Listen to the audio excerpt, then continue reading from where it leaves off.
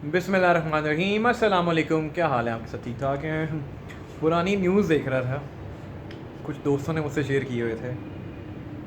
Twitter पे कुछ tweets भी आ रहे थे जी कि हमारे जो ये इंटर के बच्चों का जो रिज़ल्ट आया है, मेरे ख्याल से कुछ 700 के करीब बच्चे हैं जिनके 1100 में से 1100 मार्क्स आए हैं। और जिस टाइम मैंने ये देखा ना, तो मैंने कहा यार, ये हुआ क्या है? मतलब मेरी समझ से बाहर है कि 1100 में से 1100 मार्क्स आ गए। मतलब मैंने तो कभी सोचा भी था कि यार 1100 में से 1100 बच्चे मार्क्स ले लेंगे। पूरे पूरे नंबर उर्दू में हैं, पूरे पूरे नंबर इंग्लिश में हैं, प्रैक्टिकल्स में पूरे हैं।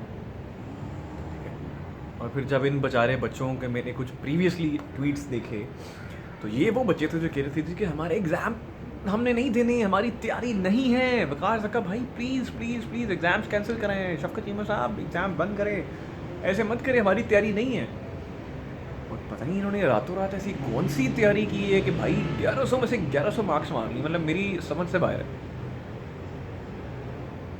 और फिर जब इन्होंने एंट्री टेस्ट दिए हैं कॉलेजेस के, तो वहाँ पर जाके यूनिवर्सिटी के, तो वहाँ जाके फेल हो गए। मेरी मेरी समझ से बाहर है कि ये क्या तरीकाकार है, मतलब ऐसा क्या हुआ है। तो तीन तो आप लोगों ने एग्ज़ाम्स दिए हैं यार। मैंने भी मैट्रिक के एग्ज़ाम्स दिए हैं, मैंने भी अपनी एफएससी प्री मेडिकल की है, मैंने यूनिवर्सिटीज़ के भी आगे एग्ज़ाम्स दिए हैं। तो जहाँ तक मुझे पता है मैट्रिक में एफएससी में 1100 में से, मेरे एफएससी में तो खैर 1100 में से 1100 ही होते थे, 1100 मार्क्स वो क्लियर करते थे। लेकिन 1100 में से 1100 कभी किसी की नहीं आया। हाँ, मैट्रिक जो थी वो मेरी जो है फेडरल बोर्ड की थी, वहाँ पे 1010 मार्क्स थे। लेकिन आज तक 1010 में से तो 1050 मार्क्स है, तो 1050 में से 1050 भी कभी किसी के नहीं आए। लेकिन इस दफ़ा तो बच्चों ने कोई एक ऐसा मोजज़ा हो गया है कि मतलब 1100 में से 1100 मार्क्स आ गए हैं, और उसके बाद फिर जाके एंट्री टेस्ट में फ़ेल है, बड़ी बुरी तरह फ़ेल है। और कुछ तो ऐसे बच्चे हैं जिनको मैं जानता हूँ, कुछ मेरे दोस्तों के भाई हैं जो वेले निकम्मे थे, उनके भी 1100 में से 1100 आ गए। और जो बेचारे जो नहीं देने गए थे एग्ज़ाम, वो बेचारे कह रहे हैं हाय काश हम लोग भी चले जाते, एग्ज़ाम दे देते यार। क्योंकि गवर्नमेंट ने किस तरह एग्ज़ाम्स दिए हैं, आपके मार्क्स बच्चों को किस तरह दिए, वो तो हम सब बेहतर जानते हैं। मेरिट के आधार पे तो कोई नहीं हुआ ना, एग्ज़ाम तो चेक ही नहीं हुए। बड़ी ज़्यादती वाली बात है यार। मतलब जिस बच्चे का पहले जिस किस्म के मार्क्स हैं, उन्हें उस किस्म के मार्क्स उन्होंने अलॉट कर दिए।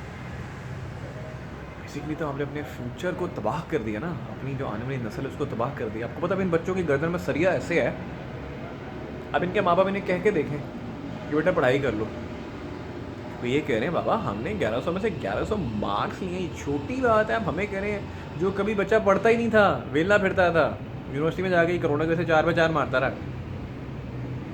जब उसके बाद प्रैक्टिकल प्रॉपर एग्ज़ाम्स हुए हैं जिसमें आपने खुद बैठ के देना है, वहाँ पे फेल हो गया बच्चा। समझिए, अक्लमंद के लिए इशारा काफ़ी है। समझिए कि हमारी यूथ, मैं हमेशा कहता हूँ हमारी यूथ को पता नहीं क्या हो रहा है। मतलब मैं अपनी फीलिंग बताता हूँ, पंजाब यूनिवर्सिटी में जाते हैं, पीएचडी के टेस्ट देते हैं, सारे बच्चे क्वालिफाई नहीं कर पाते, फेल हो जाते हैं। मतलब शर्म की बात है, ठीक है। उसके बाद क्या होता है जी, मैट्रिक के बच्चे, मैंने दो एक्सट्रीम एंड्स बता रहा हूँ ना। पीएचडी वाला एक्सट्रीम लेवल है, फिर ये स्टार्टिंग लेवल है मैट्रिक, जिसमें रगड़ा कहते हैं। मैट्रिक के भी मार्क्स ऐसे ही आए हैं, मैं हैरान हो गया हूँ। और एफ जिसे हम कहते हैं, ये रगड़ा ज़रूरी होता है बच्चों के लिए।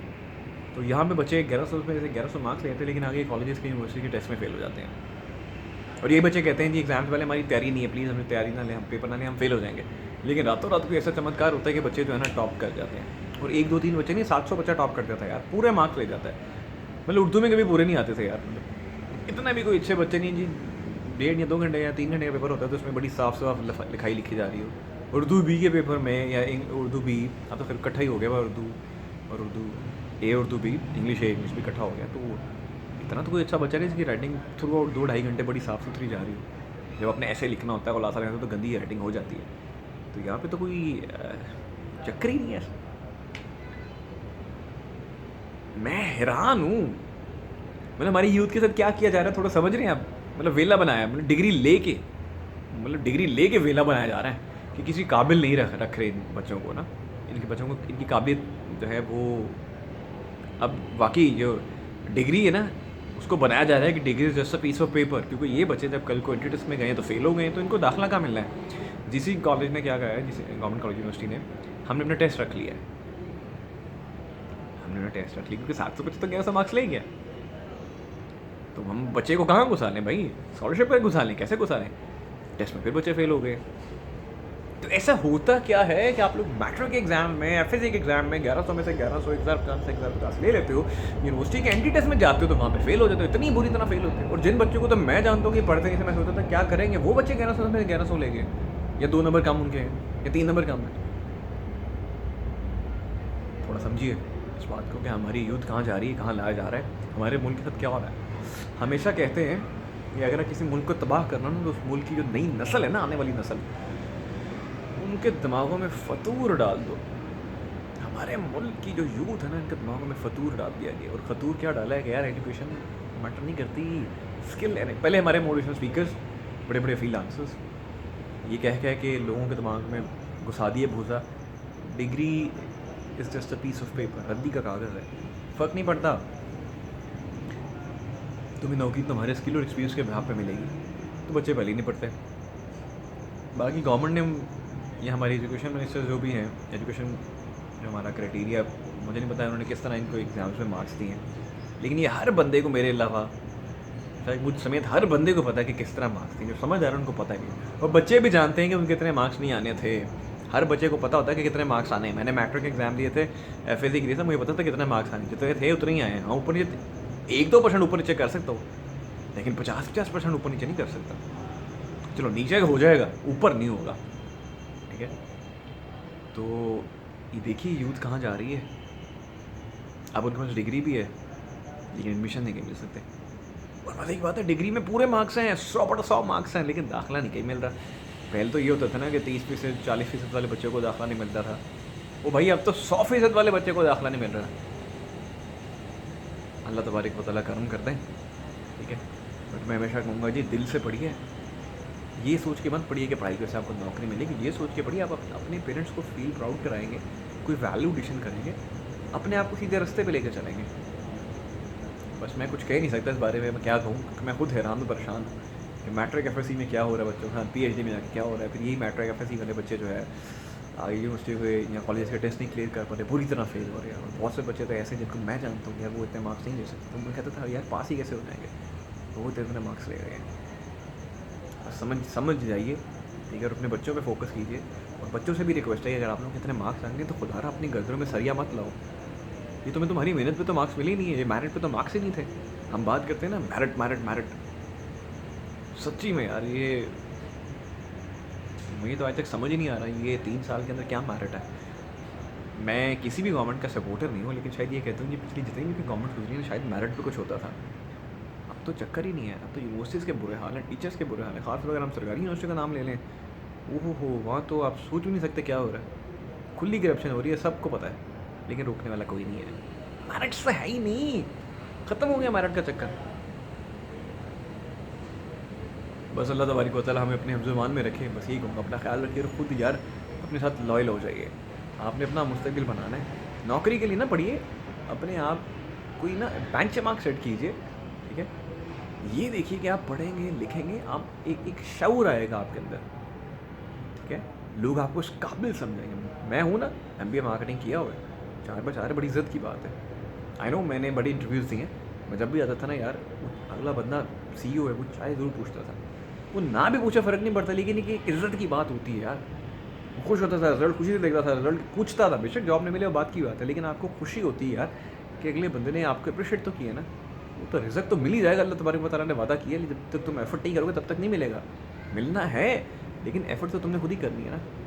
तो ज़रा सोचें आप सारे बच्चे, हमारी गवर्नमेंट भी सोचे कि यार हम बच्चों को किस मकाम पे ला रहे हैं। बच्चे वेले हो रहे हैं, मतलब वेले बच्चे बना दिए हमने, पढ़े लिखे जाहिल बना दिए हैं। सॉरी भी सही है मैं कह रहा हूँ, लेकिन हम पढ़े लिखे जाहिल बना रहे हैं। 1100 में से 1100 मार्क्स लेके आप जाहिल हो रहे हो। बहुत थोड़े बच्चे हैं जो वाकई जिनकी मेहनत थी। बट इस दफ़ा तो एग्ज़ाम लेके मुझे लग ही नहीं रहा कि किसी की मेहनत है, कोई चक्कर नहीं है। एंट्री टेस्ट में तो फेल हुए हैं, बहुत सी एग्जाम्पल है मैंने बहुत क्लोजली देख रहा हूँ, बच्चे फेल हो गए हैं एंट्री टेस्ट में। यूनिवर्सिटी के बेसिक टेस्ट नहीं क्लियर कर पा रहे, क्योंकि यूनिवर्सिटी के टेस्ट में आपको जाना पड़ता है, फिजिकली पेयर होना पड़ता है और वो प्रॉपर टेस्ट देना पड़ता है। वो आपकी मेहनत मांगती है। और जो मैट्रिक एंड एफएससी में कौन सी मेहनत के रिजल्ट्स मिले हैं आपको। इसी मैं दोबारा अगर कहूँ, यही सारे बच्चे जिनके 1100 में से 1100 मार्क्स हैं, 700 बच्चों को दोबारा ज़रा टेस्ट लिया जाए, बेसिक सा टेस्ट लिया जाए इनका, मार के पास होंगे। तो बस ये सोचिए कि मुल्क में वैल्यू एडिशन इस तरह करनी है क्योंकि नस्ल तो तबाह हो गई है। 2021 है, आने वाली जनरेशन समझेंगी इस बात को कि जो मैंने बात की थी बड़ी सही बात की थी। मुल्क का तो छोड़िए, जो बेड़ा घर किया है सो किया है, वो तो महंगाई के नाम पे आवाम को पता नहीं कितने कितने घुमा रहे हैं, भगा रहे हैं, ठीक है। लेकिन सच्चाई, ईमानदारी, लॉयल्टी, वफादारी जैसी चीज़ों की तो अब कोई मायने रहे ही नहीं है। ख़त्म कर दी है, जड़ से ही ख़त्म कर। इंसान को इतना मजबूर कर दिया, इंसान को इतना मुश्किल सिचुएशन में डाल दिया। बेचारा एक आम आदमी इतना पागल हो गया वो कुछ कर ही नहीं सकता। अब हक़ के लिए, हाँ, अपने हक़ के लिए आप अपनी आवाज़ नहीं उठा सकते। तो हमारा दीन तो कहता है ना कि किसी जगह पे आप बुराई देखते हो, नाइंसाफ़ी देखते हो, सबसे पहले हाथ से रोकने की कोशिश करो। ये नहीं कह रहा कि तलवार उठा के या बंदूक उठा के रोको, हाथ से स्टैंड करो। कलम की ताकत है यार, वो नहीं कर सकते तो उसको जो है ज़ुबान से रोकने की कोशिश करो। गाली वगैरह नहीं निकालो, ज़ुबान से प्रॉपर जिसे कहते हैं ना डिबेट करो, आर्गूमेंट्स करो। और अगर वो भी नहीं कर सकते तो यार दिल में बुरा जाना और ये ईमान की कमज़ोर तरीन दर्जा। और हम लोग सारे इसी पे रहते हैं, समझ से बाहर हम इसी पे क्यों रहते हैं? हम पहले दो चीज़ें ही छोड़ जाते हैं। मैंने 2 क्लास में ये चीज़ सुनी थी, ये हदीस सुनी थी, और तब से लेकर आज तक इस पर इम्प्लीमेंट कर रहा हूँ। अल्लाह तबारक व तआला नबी करीम सल्लल्लाहु अलैहि वसल्लम की ज़ात अता करने वाली है, वो करते हैं। जितना तुम उन पर कॉन्फिडेंस रखोगे, भरोसा रखोगे, फेथ होगा, जितना तुम्हारा ईमान स्ट्रॉन्ग है, यकीन जानो बड़ी से बड़ी मुश्किल क्यों ना है वो हल हो जाएगी। एट टाइम्स में जब कोई डिसीजन कर रहा होता ना, मुझे डिसीजन करना होता, फेयर डिसीजन, तो हालात पता क्या होते हैं? लगता है मैं समंदर में अकेला खड़ा हूँ और मैं समंदर के ऑपोजिट जा रहा हूँ, पूरी दुनिया समंदर के जो बिल्कुल साथ चल रही है, ठीक है, और मैं समंदर के ऑपोजिट जा रहा हूँ। और उस टाइम मुझे लगता है यार मैं बहुत बड़ा बेवकूफ़ हूँ, मैं इनके अगेंस्ट जा रहा हूँ। लेकिन मुझे ये पता होता है यार ये बात बिल्कुल ठीक है, ये अल्लाह के नबी ने कहा यही बात ठीक है। दुनिया जो मर्ज़ी करे, अगर 1000 लोग गलत कर रहे हैं और आप भी गलत कर रहे हो तो ये कोई जस्टिफिकेशन नहीं है। तो सोचिए क्या करना है आपने अपनी ज़िंदगियों के साथ। कल को आप लोगों की फैमिलीज़ होनी है, आप लोगों के बच्चे होने, आप उनके लिए क्या छोड़ के जाओगे? मैं कहता हूँ अपनी आने वाली नस्लों के लिए क्या छोड़ के जा रहे हैं। तो ये सोचिए कि आप अपनी आने वाली जनरेशन के लिए क्या छोड़ के जा रहे हैं। ढेर सारा ख्याल रखिएगा, दुआ में याद रखिएगा। पाकिस्तान जिंदाबाद।